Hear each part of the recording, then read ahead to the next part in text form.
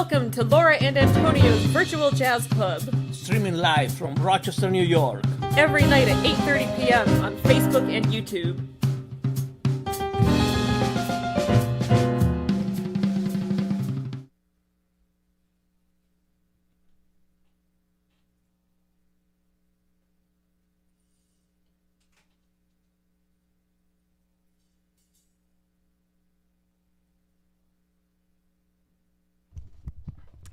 Good evening, everyone. Welcome to our Virtual Jazz Club. Thank you so much for joining us on this Friday night.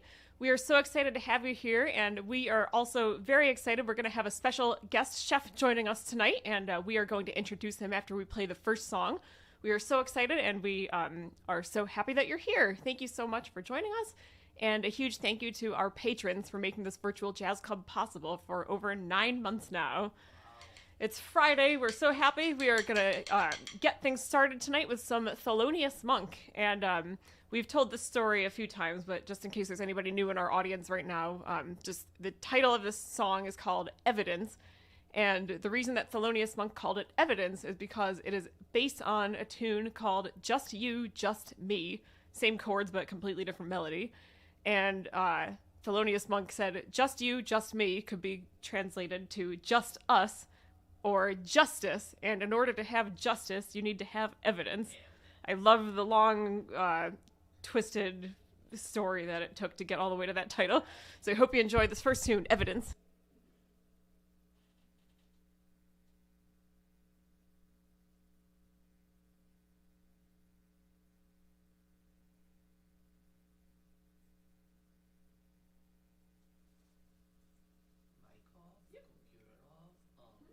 Can you do grid? Yeah, muted. Yeah, it's muted already. Great. Yeah. Perfect.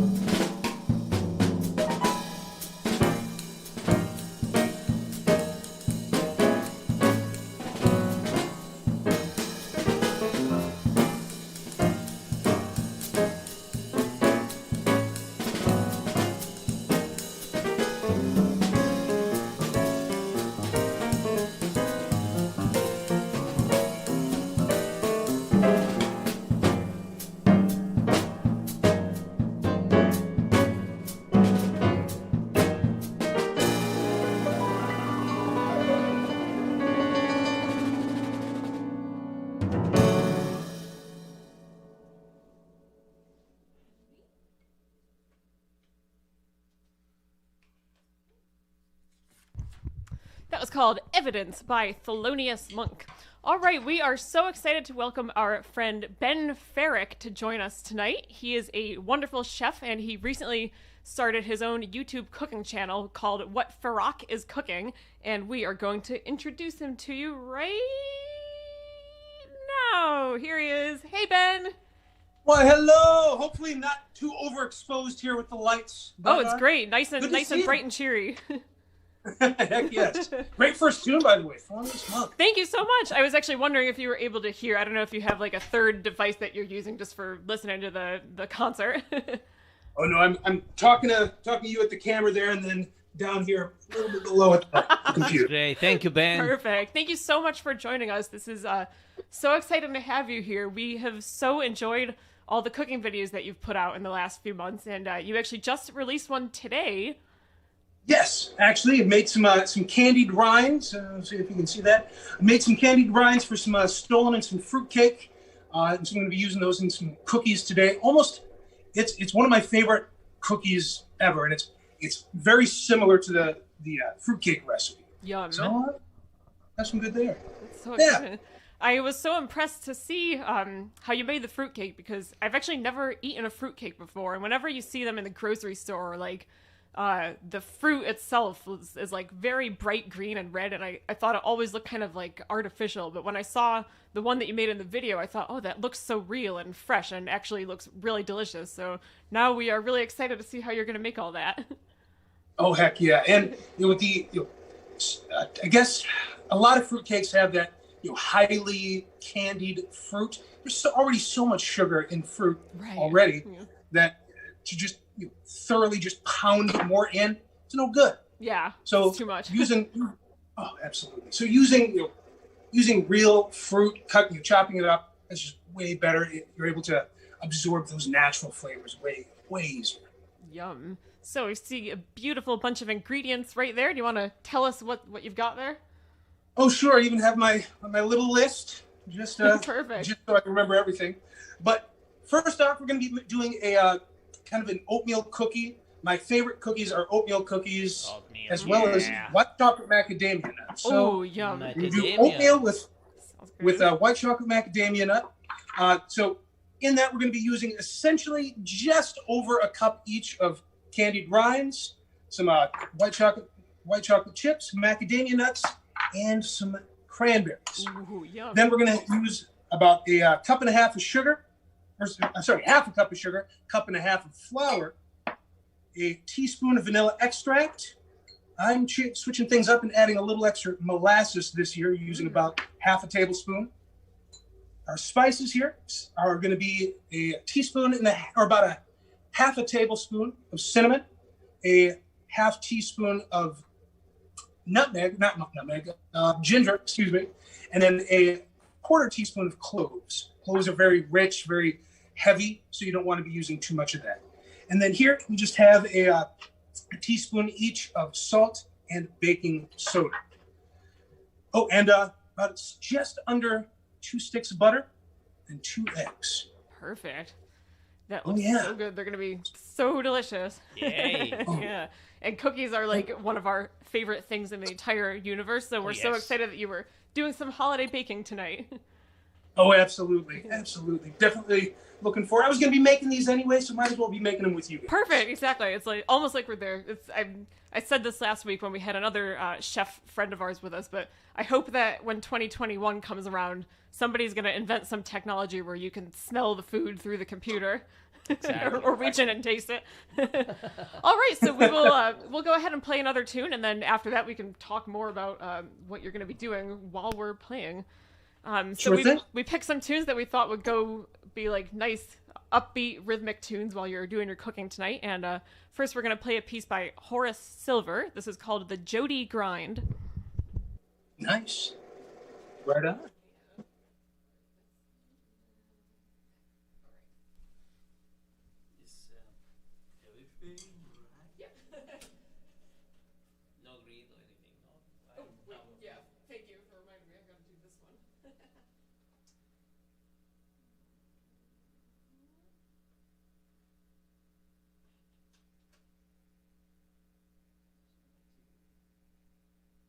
Here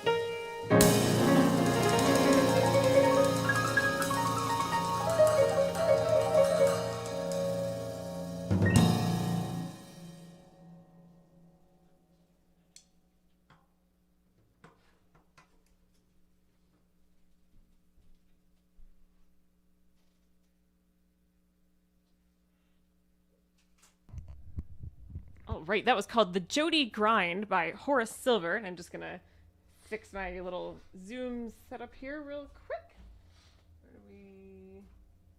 There we go. Still, all right, I think we're good. Still trying to figure out how to switch us up all this Zoom tech stuff.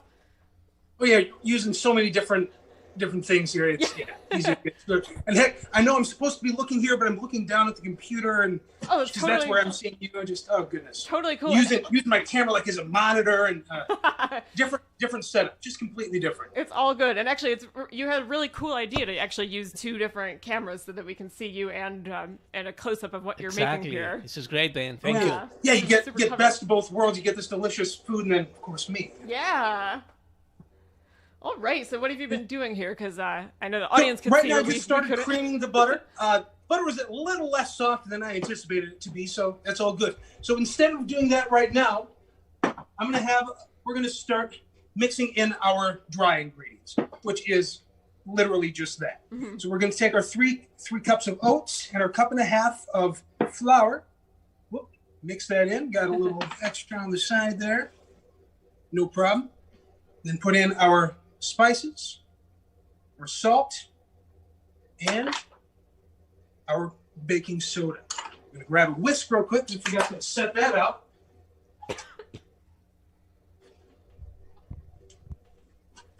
And then just mix it on in. Yeah, I have a cooking question for you that you probably can answer. So I'm one of those people who, whenever I read a recipe and it says to like mix the dry ingredients and the wet ones separately, I'm always a little lazy and I just kind of do everything at once, but I find that sometimes that makes it more difficult. So there's probably like a reason for separating everything at first, right? Yeah, so a lot of it's just really incorporating everything thoroughly. So reason why you add the sugar with the butter, I mean, I could put this granulated sugar in here, but that's just going to kind of fall through everywhere. Whereas the wet ingredients, the butter, that's really going to hold those things in so you can more easily spread that out throughout your entire dish. That makes sense. So it's just kind of assembling your parts and then putting all those parts together. Also here, like adding the flour in with these oats. We're not making a bread, so it's not going to fall through, but you would do this with the fruitcake and the stollen, or more specifically the fruitcake's a batter that's lighter. You'd want to put some flour coating whatever ingredients you're adding, fruit, nuts, oats, because otherwise it will just fall on down. That's no good. That all makes sense. Oh yeah. So here we're just kind of mixing these together because they're all fairly loose leaf, but the salt, the powder, flour, all that's coating these oats. And so then once our butter is creamed, we add our brown sugar, our molasses, all those wet ingredients. Then those are able to be spread out more evenly, so we can more easily incorporate both sets of things. So that's why you would separate your dry from your wet ingredients. Mm-hmm. Next time I make cookies, which is going to be very soon because holiday baking is coming up, I am definitely going to do it the right way. I think it's going to help a lot. I've had many times where you get like so many chunks of things that definitely didn't get mixed in the right way. Right, and that's why you add the like the nuts and fruit and whatnot. You'll add that at the end once your batter is all made. Yeah, already kind of. It's probably a lot easier that way. Yeah. Oh man, we're getting hungry over here. Yay. All right. So the next tune we picked, well, we knew you were going to make some sweet stuff tonight, and there aren't really a lot of like jazz sweet music. Yeah, there aren't really a lot of jazz tunes about cookies, but there is one called Sugar, and there's definitely sugar in what you're making, so we thought it would be perfect for tonight. This is called You can Sugar. also play Oleo. Haven't heard that one in a while. Oh yeah, it almost sounds like Oreo. That one. This one is Sugar by Stanley. Using Oleo here in this batch, so could be a fun one. Oh, there you go. Nice. All right. Here comes Sugar by Stanley Turrentine. Ooh, nice.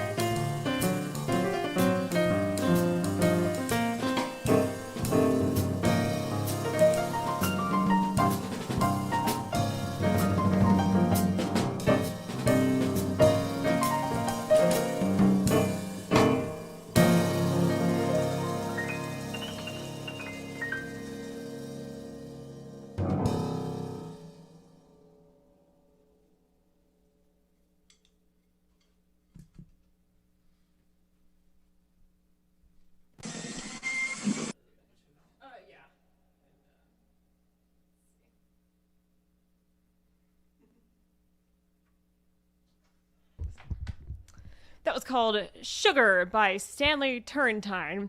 And we'll be back with you in just a moment after a brief message. And Ben, I'm just going to shut this off real quick. If you want to rejoin again in just 1 minute, that'll be perfect. All right.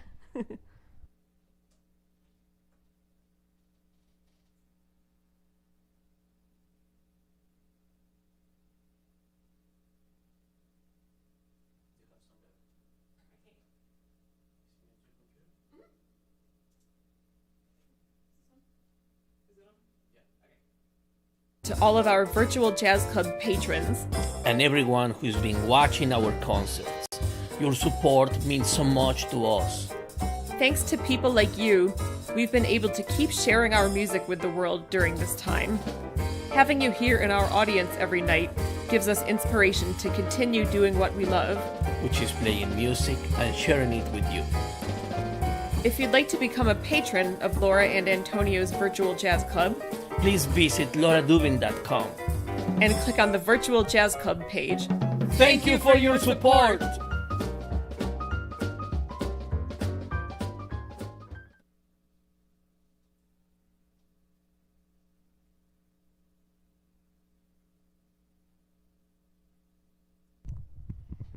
All right, here we are again, and we will get Ben back on the screen here in just a moment. Just have a couple tech things to work out. One of the fun things about not only doing this virtual jazz club, but having virtual guests is there's always a lot of cool things for us to figure out how to make everything work so that we have virtual guests here, and it's always like a fun learning experience for us. So this is one of the little technical aspects of tonight that's slightly different than before. I think it's been 1 minute, right? Yeah, well, we can check the comments a little bit. I'm just going to start checking through the comments. If anybody hasn't left a comment, feel free to leave one. If you have any questions for Ben, or if you just want to say hello, that is totally wonderful. All right. Let's see here. Definitely getting hungry. My sweet tooth is like getting igniting. Cookies. If that's the word. Some cookies. Yeah. All right. It's been a minute. So we are gonna restart this again.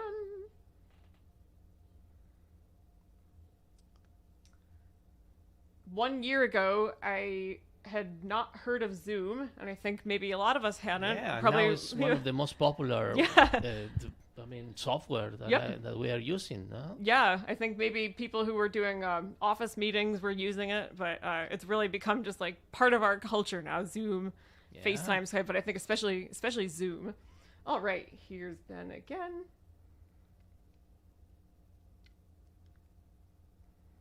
Yay! Great. It worked. All right. I'm gonna put.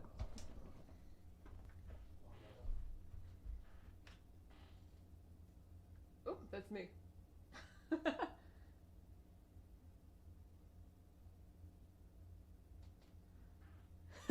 All right, there we go.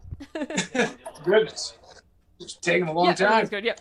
I know. It looks like one of your cameras is a little sideways now. I think it's probably your phone. Possibly. Oh, that always tends to happen too with the I've been doing Zoom piano lessons since March, and there's it's funny because even if it seems like it's straight, sometimes for whatever reason our devices all behave kind of differently. So it looks straight, and then on the other person's end, it's like hey, all right, everything is all set. We made everything work. So we're gonna read through the comments now, Ben, and you can hang out here. Maybe there's some comments for you. Let's see. Donna's here. Hey, Donna, thanks so much for watching. Thank you, Donna. Oh my gosh, I love this.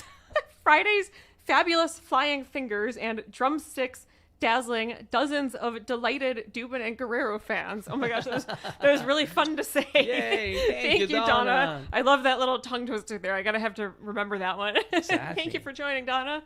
Yay. Wes and Sue are here. Hey, Wes. Hey, Sue. Thank you so much for watching. Wes and Sue, thank you. Wes says, Wes and Sue are here, and eggnog with a little brandy, maybe. Yeah. Oh, that sounds great. That's the best. Looking forward to our favorite jazz musicians. Thank you so much, Wes and Sue. Beautiful. Siobhan, my sister, shared with me the other day. Charles Mingus had a really famous eggnog recipe, which was literally 98% alcohol and a little bit of the best egg kind. Yeah. Apparently everybody loved to hang out with Charles Mingus around Christmas time. That's great. Betsy's here. Hey, Betsy, thanks so much for watching. Thank you, Betsy. Hi, Laura and Antonio. Happy Friday. I'm so glad to be here to hear your wonderful music. Thank you so much, Betsy. Thanks for joining us. Thank you, Betsy. Joni and Alicia are here. Hey, Joni. Hey, Alicia. Thanks so much for watching. Joni and Alicia, thank you. Happy Friday. TGIF to you. Yeah, you too. And your family and friends. Looking forward, as always, to your beautiful jazz tunes. Oh, and they say, hi, Ben. Nice to meet you. Woohoo. Hi, nice to meet you too. Introducing each other virtually. Yes, and please follow Ben. He has a very, very interesting videos. And Yeah. So eloquent. So give us a little rundown of all the places on the internet where people can find you. Well, it started off on Facebook. YouTube's my primary. I'm still figuring out how the hell to use Twitter and Instagram. It's but I'm a little more technically on confusing. I mean, like I posted for my last video, an image thing that would send people to the site, and it's like, oh, holy crap, it 800 likes, wow! But I didn't do things right, so the link isn't there. So, whatever. It's a little confusing, and also they've been changing stuff over the years too. So like, I feel like I figure out how to do it, and then a few months later they kind of change the format and all these like social media things. So I don't blame you at all. It's a little bit confusing. Sure. And your last name is pronounced Ferrick, but your channel is called What Farac is Cooking, and there's a story behind that, right? Right. So it's spelled Farac, and anytime anyone would read it, it would be like, oh, Ben Farac, and so nickname in college, it was Farac Obama. I know. I'm really sad I missed out on that because I always thought it was Ferrick, which it actually is. Oh yeah. But I then kind of always joked, it's like, well, if ever I have a cooking show, it's going to be If You Smell What Farac Is Cooking. Mm-hmm. For those of you that don't know, you probably know Dwayne Johnson. Mm-hmm. Well, he was The Rock in WWE, and his catchphrase was, "If you smell what Farac or what The Rock is cooking." And so it's like, hell yeah, gotta use that. And that is the intro for all your videos, which is like really epic. Nice. I love it. Well, thank you. Nice. All right. Sandy Siegel is here. Hey, Sandy, thanks so much for watching. Thank Great you, to have you Sandy. here. She says, great song. Thank you. Donna says, welcome, Chef Ben Ferrick, and I love your cooking demos on YouTube. Awesome. Thanks for checking those out. Thank you, Donna. Rosa's here. Hey, Rosa, thanks so much for watching. Thank you, Rosa. She says, hello, I'm actually eating some soup now. Progresso butternut squash. Yummy. Ooh. You posted a squash video recently. Yes, and also January 8th, I'm going to be putting out my butternut squash recipe. Oh, yum, Rosa, you'll have to be on the lookout for that. Yeah. Oh, definitely. Cannot wait to see that. That's one of my favorite soup. It's like such a good comfort food in the winter.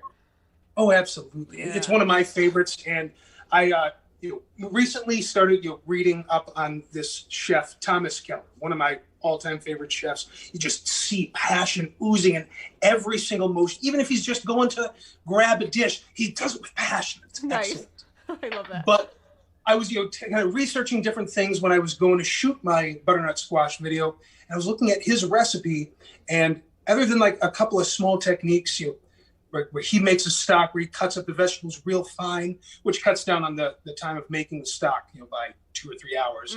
That's but nice. kind of beyond that, he and I had essentially the same recipe, which got me real excited. Oh yeah. That's something to be very proud similar of. flavors. Like there are a few technical differences, like how you specifically roast the squash and this and that. Mm-hmm. But as far as the flavor profile, very, very similar, and it was so good. Oh, yum. So good. Getting hungry, hungry. Squash. Yum. All right. Oh, Cecile's here. Yay! We're having a Hey, GC2 Cecile. reunion. Yay! Yay! She says, hey, you three. It just started pouring rain here, so food and music is a super cozy way to end the day. Oh, that's awesome. Very nice, She Cecile. said, this recipe looks and sounds so good, Ben. Yeah, I agree. And Laura and Well, I'll have to Antonio. send you some, Cecile. Oh, yeah. She says, you fully converted me to being a Horace Silver fan. Yeah. Yeah, this is great. Yeah. Happy Friday, all. Yay. Happy Best Friday, day of the week. Cecile. Thanks so much for being here, Cecile.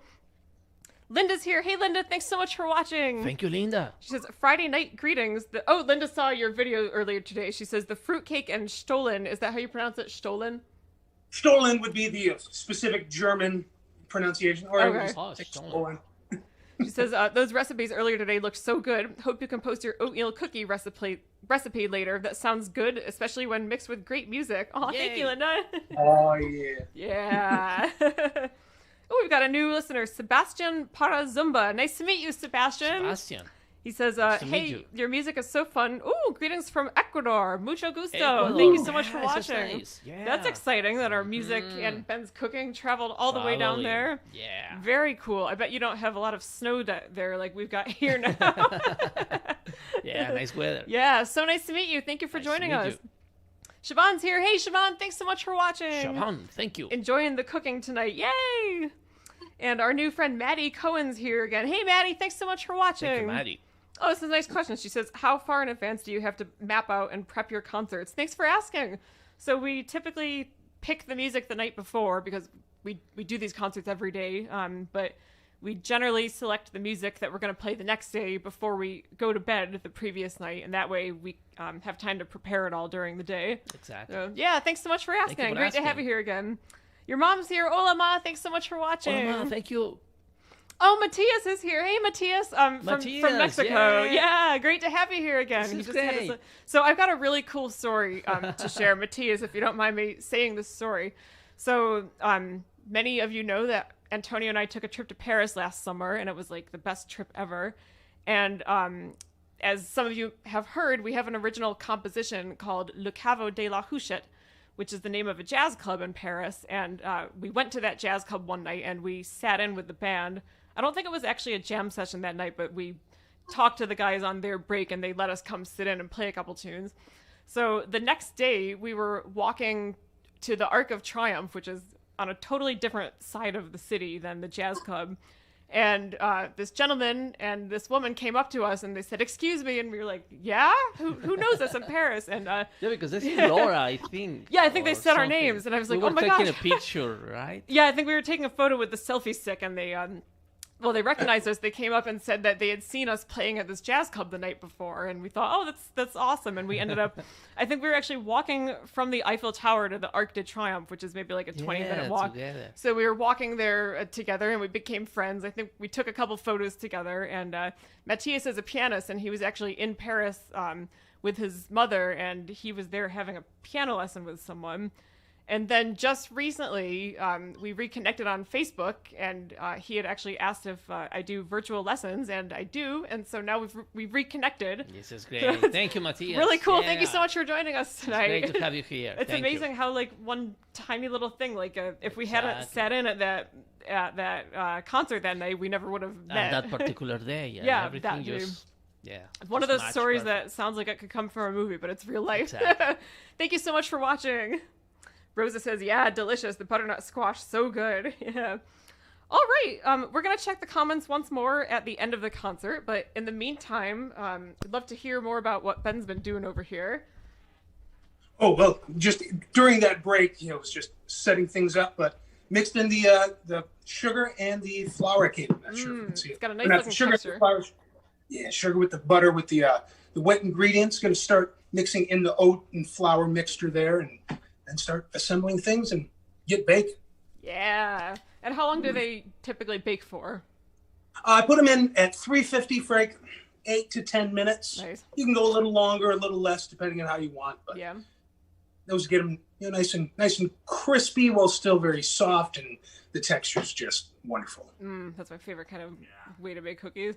I'm so glad that they don't take that long compared to like when you're baking bread or cake or something, which can take like 40 minutes or almost an hour. But cookies, you don't have to wait as long, and you can actually eat them as they come out of the oven, even if you're not done making all of them yet. So that's one of my favorite things about cookies. I love when they just come out from the oven. Yeah. So perfect. It's like the best moment, and Ben's gonna experience that in a few minutes, I think, when his cookies come out of the oven. Chewy and crispy on the outside.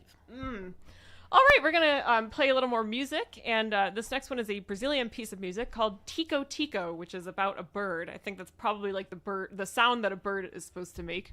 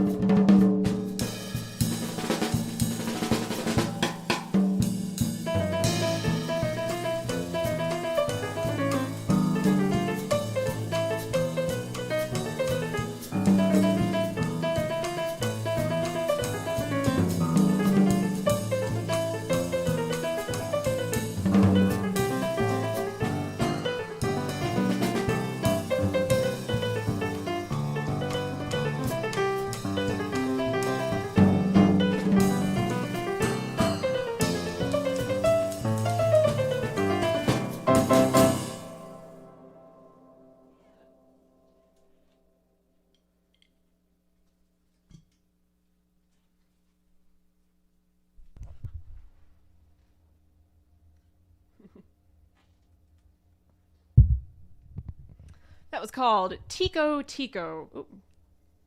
There we go. Tico Tico. And the composer's name, I'm not sure if I'll pronounce it correctly, but it's Zequinha de Aro. If we have any Portuguese speakers in the audience, you can definitely feel free to correct me.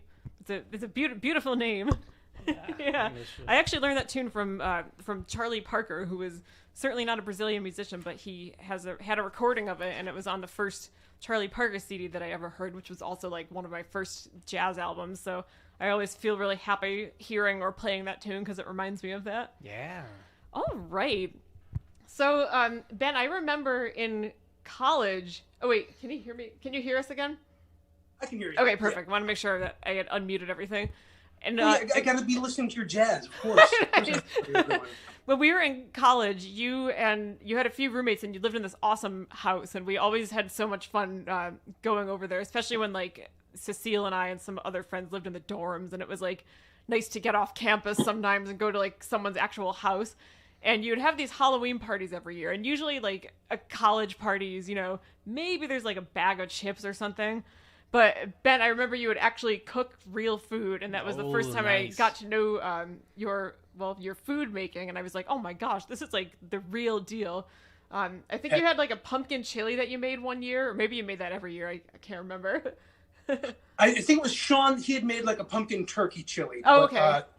But I'd done a couple of different chilies. One was a chicken apple. Oh, I remember that one. Oh my God, you would love that. Sounds There's good. like two of your favorite things.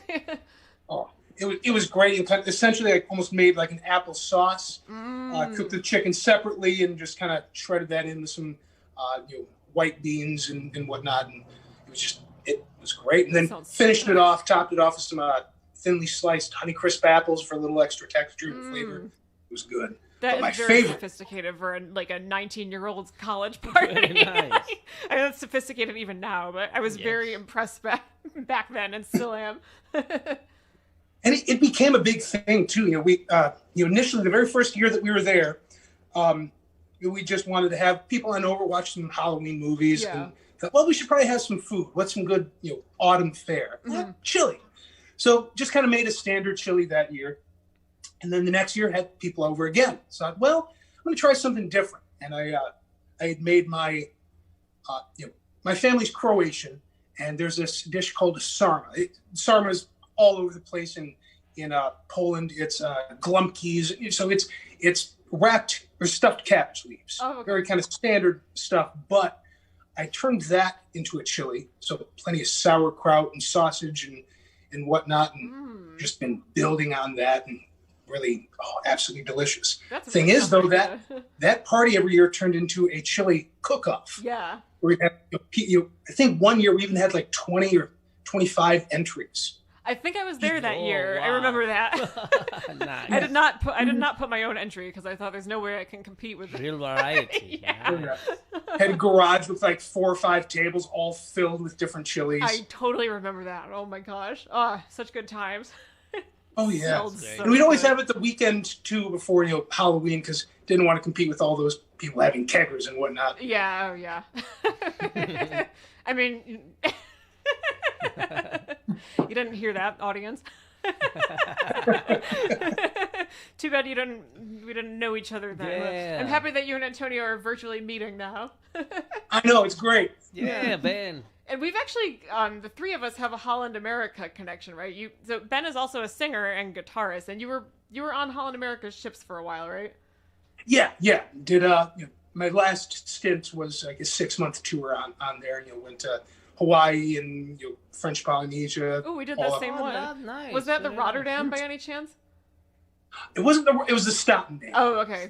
We You were on ported that ones. with the Rotterdam though a few times. Okay, yeah. Yeah, we did that exact different ship, but same crew. Yeah, that was my second contract. The Statendam. Yeah. But I did Alaska. Okay. In the Statendam. Actually, yeah, that was like the first couple of weeks of that contract was like a month, like week-long rotations, but in Alaska, which I had also done, a year or so before. Mm-hmm. Did you guys ever go to Tracy's Crab Shack in Juneau? Did you ever go there? Did you go to Juneau? Yes, I was in Tracy's Juneau. Crab Shack. Does that sound familiar? I don't remember that. What it was like? Is that like a crab restaurant? Yeah, and literally the first time I went there, it was a shack at the end of an alleyway. Oh my god! Oh, wow! Everything is fresh, and it ruined seafood for me. It was that good. I'd even gone to Vegas. Was that? Now you can't eat it anywhere else, right? Oh God, I know. I'd even gone to Vegas kind of a couple of months or so after that trip, and you go to one of the buffets as you do, and you pile up a giant pile of crab legs, and I have them. Everyone's, oh, these are so good. These are the best. I have them. It's like, they're fine. Tracy's, oh, it's so good. They're crab biscuits, delicious. I remember I did in Juneau some short excursion going to where they feed and they capture the crab. Oh my god! Yes, and it's just so interesting because they do it in they like submerge in the water, like a big cages. Okay. And well, they have there a bunch of them. You go in a little boat, and then you stuck them, and this is full. Oh my god! And then big, open right? it there, and yeah, well, but I never went to that restaurant. That's great. The three of us can take a trip to Alaska someday when everything opens up again. Yeah, in the summer. Yeah, definitely in the summer. Yeah, this is very nice. Yeah. All right. So actually, since June was right on the coast, it like never gets below 32 degrees in Alaska. Okay. That's actually warmer than it is here half of the Exactly. year. It's going to get below 32 tonight. I think we got a high of like 16 or 18 degrees for later this evening. Nice. I guess we'd fit right in there. So we got a couple more tunes to play, and this next one was composed by Benny Golson, but it was written for Art Blakey and the Jazz Messengers, and it's got a really iconic drum intro, and this is called Blues March.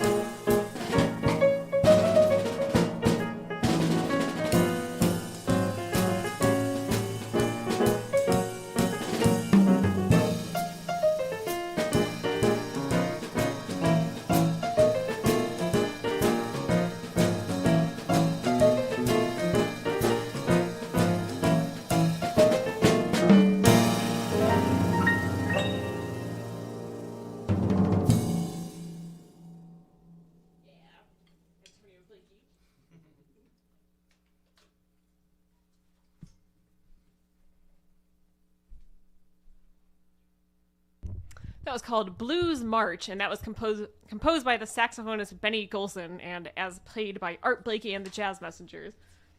All right, you are here again, Ben. Can you hear us? I sure can. Hey, excellent percussion solo. That was Yeah. started off very, very kind of smooth, clean, good skill, and then got weirder, but still very controlled. Excellent. So Thank you, Ben. Thank you for listening. And you're a master of doing that, like control, but also so much fire at the same time. Somehow, it's like a really tough, like an interesting balancing act. Yeah. Thank you. And that's kind of Art Blakey's solo that you transcribed in the beginning, I right? tried to transcribe what Art Blakey was playing in this because I found it's interesting how he matched perfectly in my way to see this in the jazz vocabulary with the marching band. Mm-hmm. Yeah, kind that's of really snare. cool. That's why I tried to play as much as he played. But you put your own fresh spin on Little it bit at the of same something. time. Yeah, you put a little of Antonio in there Yeah. too, or a lot. I mean, yeah. All right, so we couldn't let this night go by without doing a Christmas song. But ooh, it looks like you're about to put your cookies on your sheet there. Ooh. Actually got some in the oven, but Ooh. yeah, just quick demo. Just grab a little spoon. You can make them however big you want. It doesn't matter. I'm making smaller ones just so I can, feel more comfortable eating more of them. Mm-hmm. Which That's is what I simple usually do enough. too. Yeah, easy. And also, kind of sometimes you don't want a whole big one. You just want that little bit. Mm-hmm. And also kind of the smaller the surface area, kind of the more crispness comes in. I'm a big crispy guy. Mm-hmm. That's my texture of choice. Yeah. You like them like Simple that enough. too, because you can dip them in your coffee Exactly. that way. Now, Christmas songs. So I'm sure we all have a favorite Christmas song, but there are so many different ones, so many different arrangements of things. And then I know for me, I'm the kind of guy that likes songs at very specific times. Like my favorite Christmas Eve song is, I think it's Merry Christmas, Darling, I believe is the name of the song, but from the Carpenter. Favorite one to wake up to Christmas morning is I Wish It Could Be Christmas Forever by Perry Como. I think 1964, but I don't remember. Oh, nice. Yeah. But just so what are your favorite Christmas songs or favorite arrangements? Yeah. Well, I have to say for me, I think the Charlie Brown Christmas album will always be my favorite because that was like one of my first times hearing jazz, I think. And so that album really just like lit a fire in me. Yes. And like when there are a lot of traditional Christmas songs on that album, like What Child Is This or Little Drummer Boy, and then of course the originals like Linus and Lucy and Skating. But those to me are so iconic sounding, and like every year when it's finally December, I'm kind of waiting for it to be December so I can play that album. I've been listening to it a lot while cooking recently. Yes, Yeah. I like a lot of the Vince Guaraldi CD, but also because I don't know why the Waltz of the Flowers. Oh yeah, It's something the that Nutcracker. the Nutcracker. I related with Christmas and that piece just make me, so nostalgic, or I don't know. Yeah, I would have to add that to tied with Exactly. mine as well. The Nutcracker Suite or the whole Nutcracker Ballet. Something. Yeah, we'll be playing that one soon. Yeah. I think we're gonna be doing that around Christmas Eve or right on Christmas. Yes. Yeah. Yeah. All right. So, well, this one is probably one of the most iconic Christmas songs, and we just couldn't let the night go by without like a really traditional, fun, peppy Christmas song. And this is our arrangement of Jingle Bells. Ooh. Yeah. Nice. Jingle Bells and cookies just seem to go hand in hand, I think. Absolutely. All right.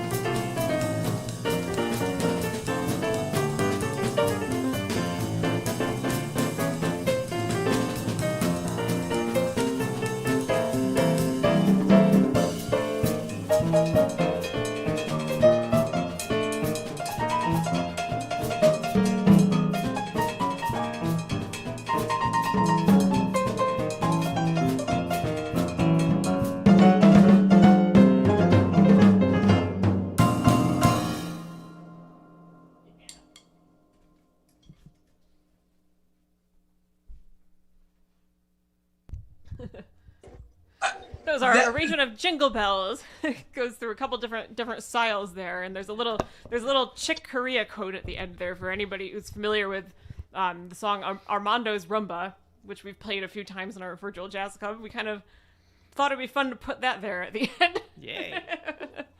All right, that is all the music for tonight, but we'd love to hang out with Ben for a few more minutes and see what's going on here, because it's just so fun having you here. Oh, absolutely. By the way, as soon as that song started, like, you're not even a full measure in. You just look up and say, holy crap, this is, do kids still say hip nowadays? I think so. It was hip. It was awesome. Thank you so much.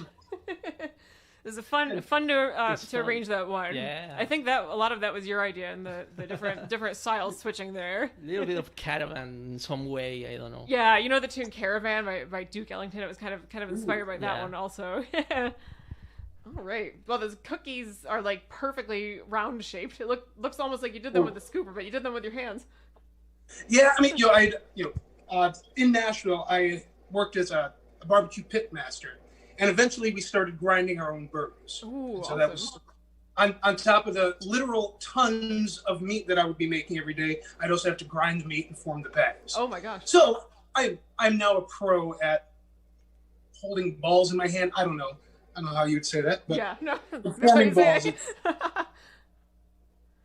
So these are cookies. Probably have maybe another minute. Ooh, perfect timing. While we're waiting for those, I'm just going to check here and see if there's any more comments. Let's see here. Sandy says, the chicken apple chili sounds wonderful. Ooh, yum. Do you think maybe you'll make a video of that one? Oh, he walked away.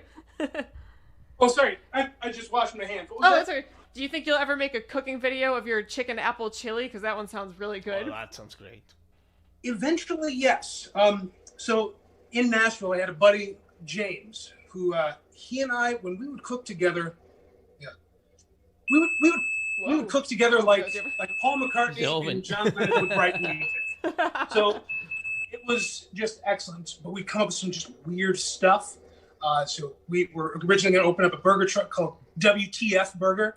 We just make these weird recipes that were absolutely incredible. We'd tell people what the ingredients were. They'd be like, what the, and then they'd eat it and be like, what the fuck? So it'd be good. So eventually I'm going to do that as a series. Do a WTF series of just weird. Oh, that'll be good. You're going to be all over that. You definitely love like burgers and, oh man, yum, yum, yum, yum.